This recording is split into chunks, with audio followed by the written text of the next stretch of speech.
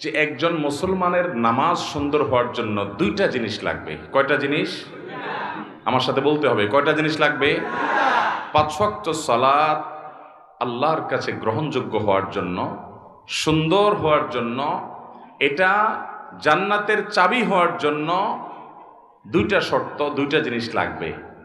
একটাকে বলা হয় খুশু, আর একটাকে বলা হয় খুদু। খুশু মানে হলো নামাজের ভেতর, আর খুজু মানে হলো নামাজের বাহির।